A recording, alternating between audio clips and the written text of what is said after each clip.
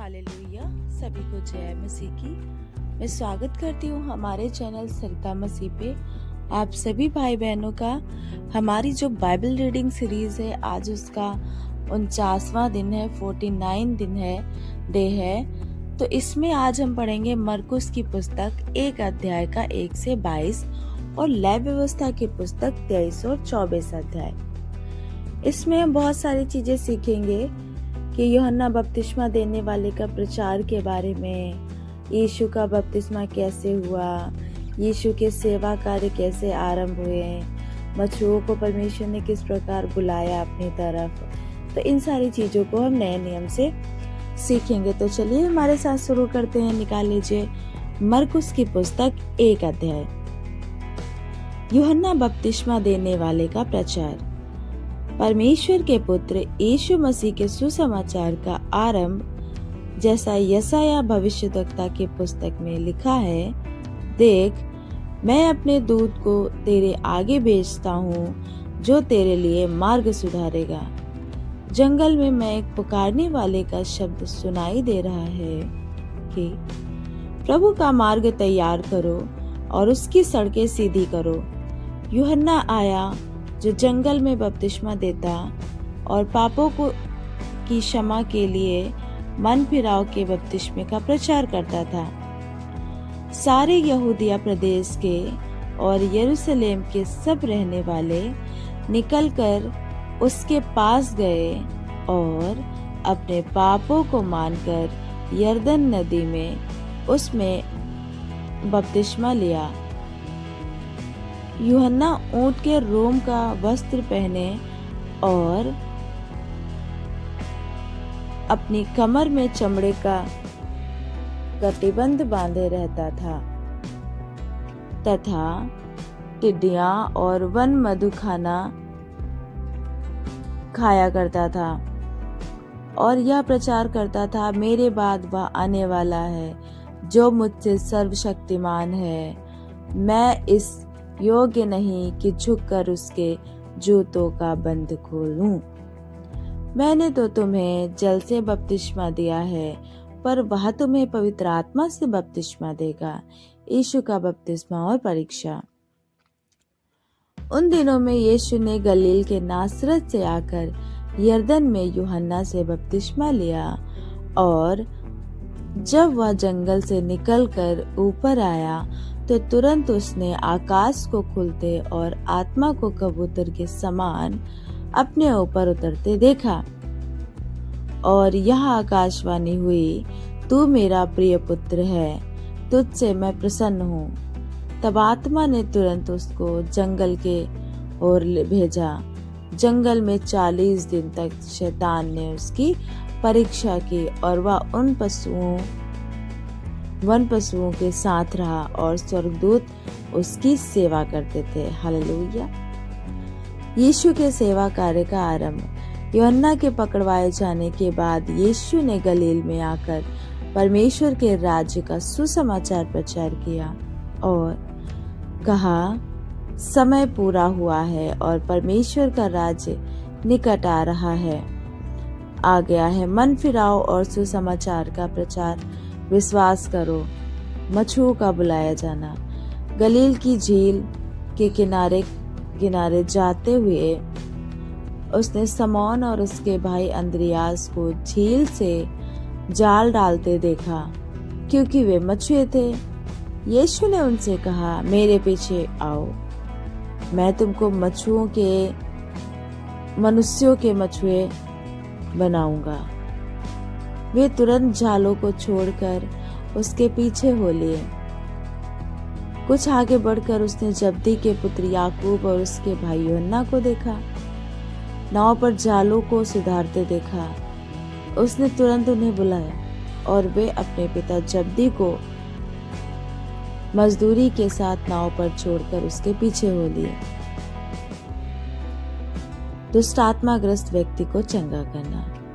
जब वे कफरनहूम में आए और वह तुरंत शब्द के दिन आराधनालय में जाकर उपदेश करने लगा और लोग उसके उपदेश से चकित हुए क्योंकि वह उन्हें शास्त्रियों के समान नहीं परंतु अधिकारी के समान उपदेश देता था। हालेलुया।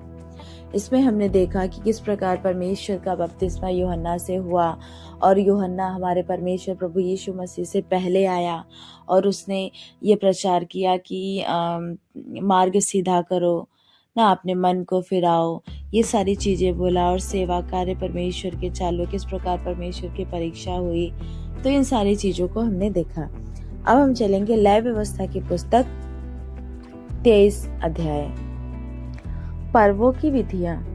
फिर यहोवा ने मूसा से कहा, इजराइलियों से कहे कि यहोवा के पर्व जिनका तुमको पवित्र सभा एकत्रित करने के लिए नियत समय पर प्रचार करना होगा।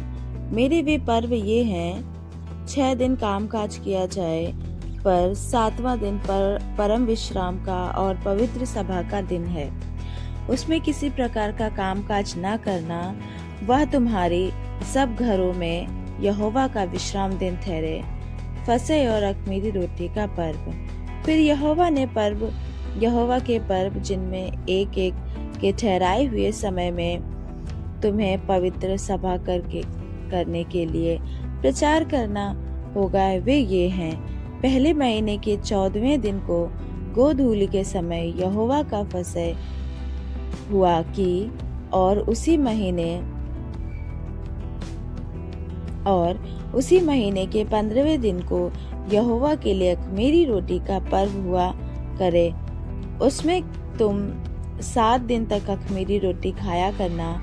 उनमें से पहले दिन तुम्हारी पवित्र सभा हो, और उस दिन परिश्रम का कोई काम ना करना, पर 7 दिन तुम यहोवा को हव्य चढ़ाया करना। और 7वें दिन पवित्र सभा हो, उस दिन परिश्रम का कोई काम ना करना। फिर यहोवा ने मूसा से कहा, इजराइलियों से कह कि जब तुम उस देश में प्रवेश करो जिसे यहोवा तुम्हें देता है, और उसमें खेत काटो, तब अपने पके खेत की पहली उपज का पूला याजक के पास ले आओ, और वह उस पूले को यहोवा के सामने हिलाए कि वह तुम्हारे निमित्त ग्रहण किया जाए।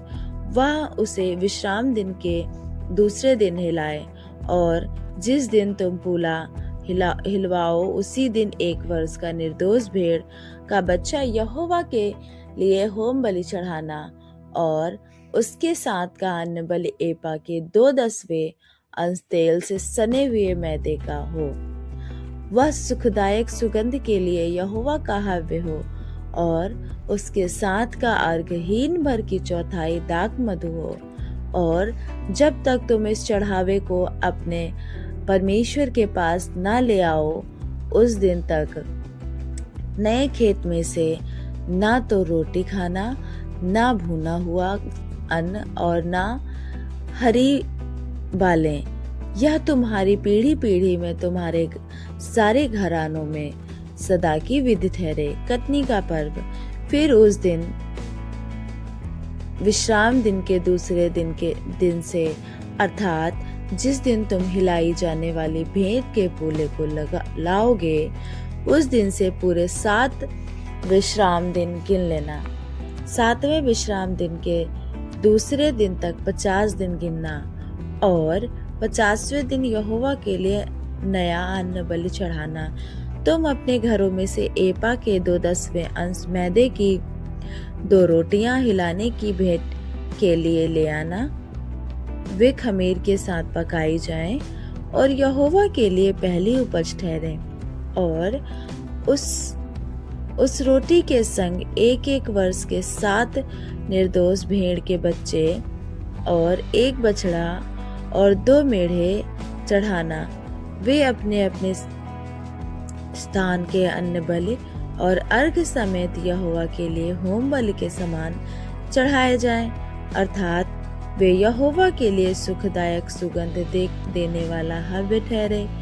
फिर पाप बलि के लिए 1 बकरा और मेल बलि के लिए 1 वर्ष के 2 भेड़ के बच्चे चढ़ाना।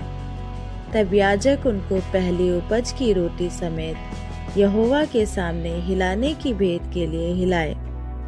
और इन रोटियों के संग वे 2 भेड़ के बच्चे भी लाए जाए। वे यहोवा के लिए पवित्र और याजक का भाग ठहरे और तुम उसी दिन यह प्रचार करो कि आज हमारी एक पवित्र सभा होगी और परिश्रम का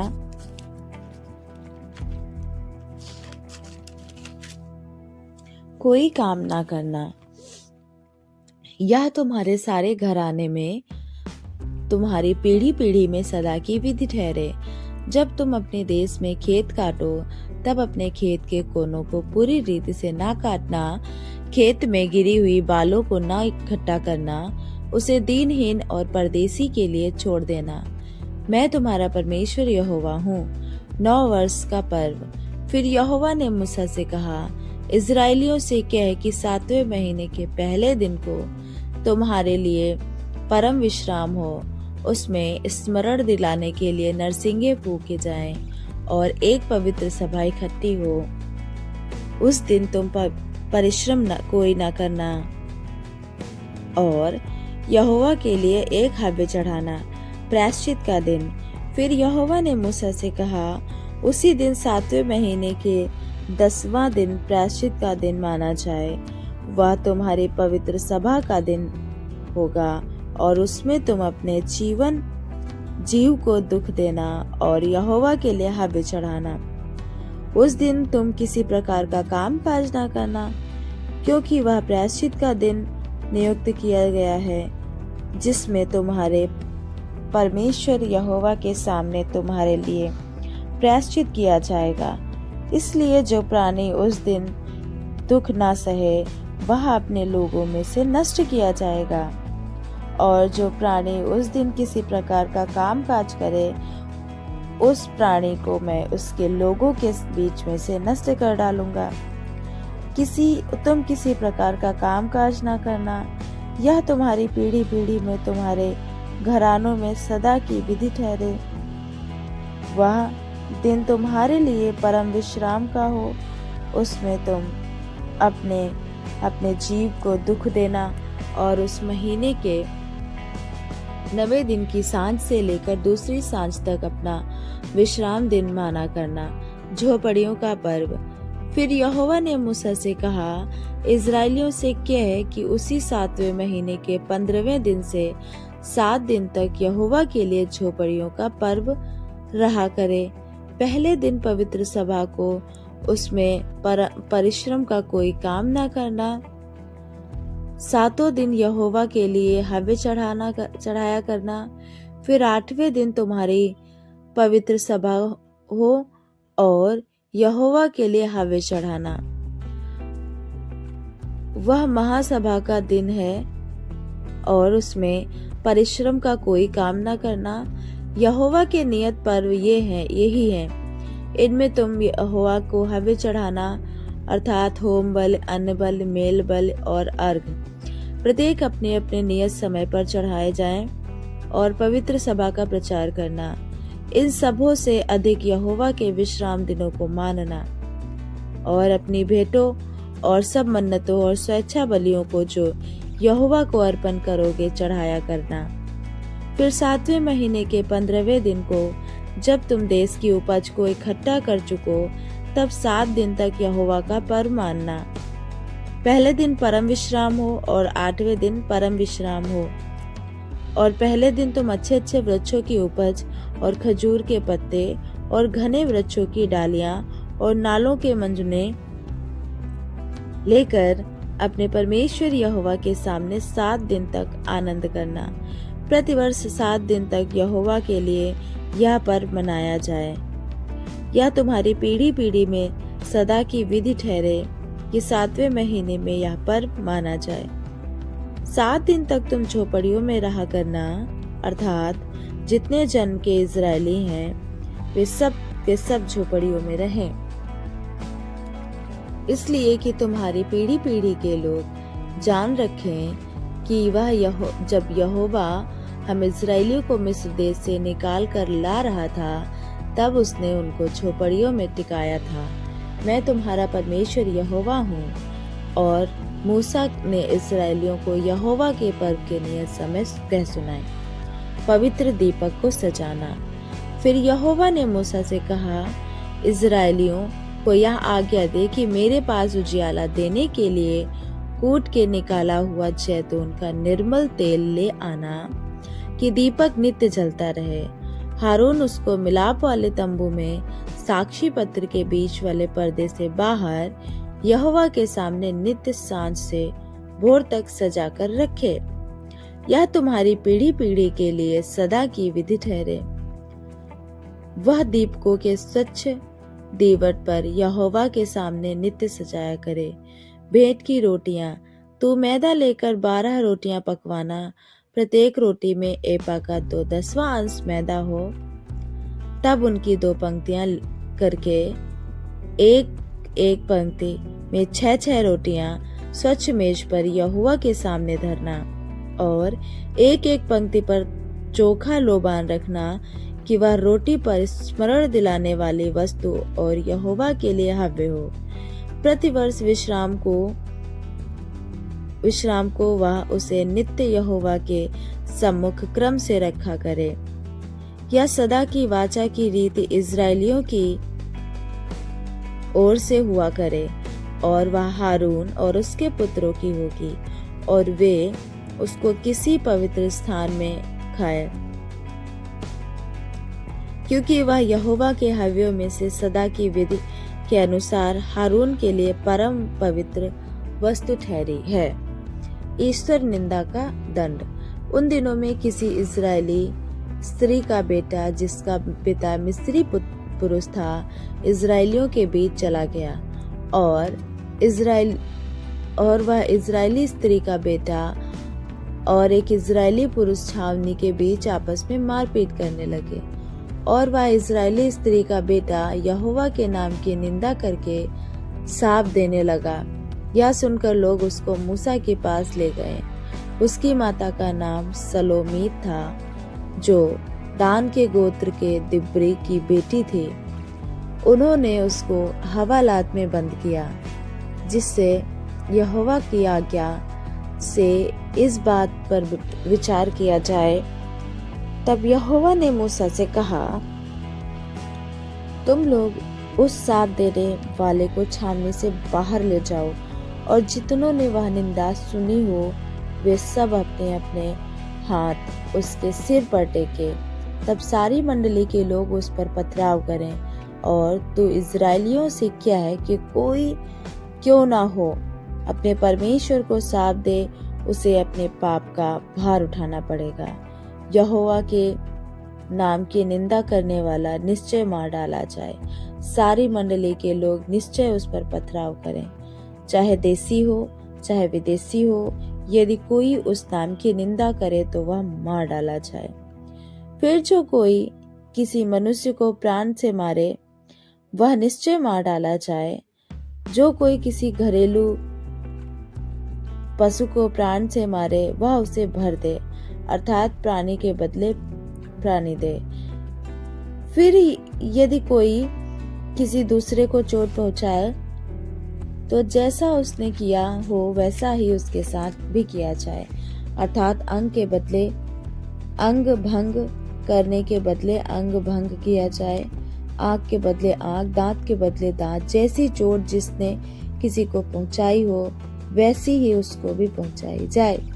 पशु को मार डालने वाला उसको भर दे, परंतु मनुष्य को मार डालने वाला मार डाला जाए। तुम्हारा नियम एक ही हो, जैसा देशी के लिए वैसा ही परदेशी के लिए भी हो। मैं तुम्हारा परमेश्वर यहोवा हूँ। अतः मूसा ने इस्राएलियों को यह समझाया। तब उन्होंने उस साप देने वाले को छावनी से बाहर ले जाकर उस पर पथराव किया, और इस्राएलियों ने वैसा ही किया जैसा यहोवा ने मूसा को आज्ञा दी थी। हालेलुया। परमेश्वर का वचन पढ़े और सुन जाने पर बहुत आशीष हो। आज हमने पुराना नियम और नए नियम से जो भी चीजें सीखी हैं, प्रभु हमारी इसमें मदद करे कि हम इनको मनन कर सके। किसी न किसी वचन ने जरूर हमारे दिलों को छुआ होगा। तो प्रभु इन जो भी वचन जिसको छुए, खुदा उस वचन को प्रभु जी मनन करने में मदद और सहायता कीजिए। और हम कल मिलते हैं 50वें दिन में, और ये हमारी जर्नी जो है बहुत ही इंटरेस्टिंग होगी। आगे हम बढ़ेंगे, प्रभु के राज्य को आगे बढ़ाएंगे, और हम दिन प्रतिदिन परमेश्वर के वचन से कुछ न कुछ सीखेंगे, और प्रभु हमारे साथ रहते हैं। और आप सभी को परमेश्वर बहुत आशीष दे। आपके परिवारों में परमेश्वर की शांति बनी रहे, परमेश्वर की आशीष बनी रहे। निरंतर आप और आपका परिवार यहोशू की तरह कहें कि मैं और मेरा घराना नित्य यहोवा की उपासना करें।